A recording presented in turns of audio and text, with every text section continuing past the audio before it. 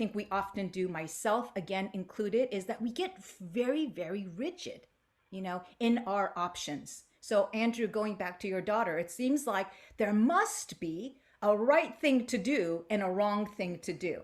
But listen, there are so many sort of different options, in terms of how to approach. And I think this lack of flexibility in the way of options that we present ourselves and our kids to does a disservice. So this rigid all or nothing thinking. So I might say, if it was my daughter or sort of son, it's like, he said, what to you? Okay, Dexter. Let's say if it's a little bit younger and there's play dates, I might say, my son's name is Dexter. So I might say, Dexter, he said, what to you? Okay, Dexter, we can't have any more play dates with James. Okay, you understand? Clearly, they're a racist family, so we need to steer clear. No more play dates with sort of James. And then it gets sort of shut down because I'm like, wow, I can't believe James said what to my son Dexter. Like, there's other kids in this sort of classroom. And I would like to think that I'm not the only one who've approached it sort of this way. Or maybe on the other end, I might approach my son and I might say, no, I can't believe James's mom is so sensitive. Dexter, I mean, weren't you just joking around with James when you touched his hair, like stands, when you touched his hair? Why is he being so sensitive? And why is his dad stand so uptight?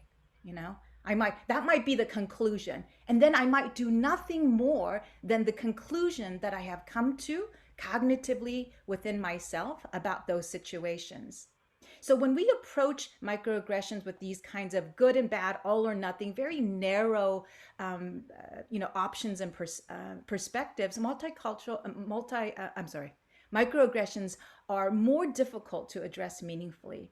And again, ways that kids can learn and grow. And, they're watching us in terms of how we frame this messy situation, and they are coding it, encoding it, and internalizing it, and learning from us in terms of what to do in situations like that. So the stuff that's coming out of my mouth, my kids are also internalizing them.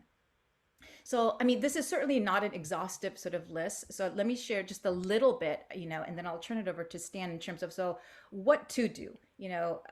Anastasia Kim, if you're saying like there isn't a right thing or sort of like the wrong thing, if you will, good or bad or all or nothing, then what do we do? Well, first and foremost, we have to talk with them.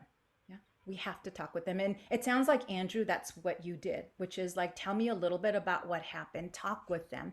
If our goal and my goal with my kids, with the work that I do is like, could we explore opportunities and opportunities to really think about how to engage with this messy phenomenon in a different way that invites innovation, that invites growth, and that invites learning.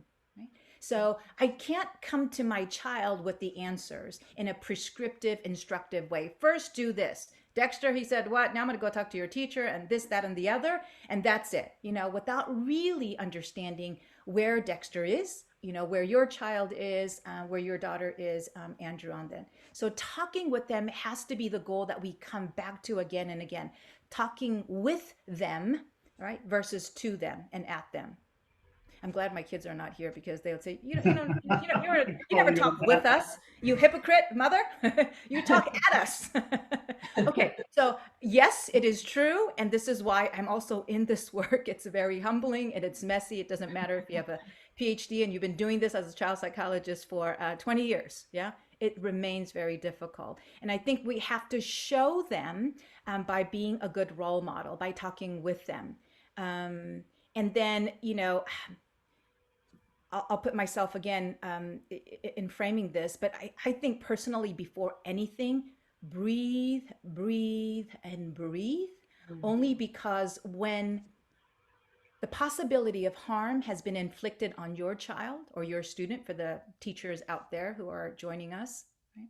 Or if it is the case that my child might have potentially harmed somebody else, guess what that elicits? That elicits very, very strong emotions for most of us. And we get ready to defend. We get ready to fight. Like, they did what to my baby? They're accusing my baby of doing what, right?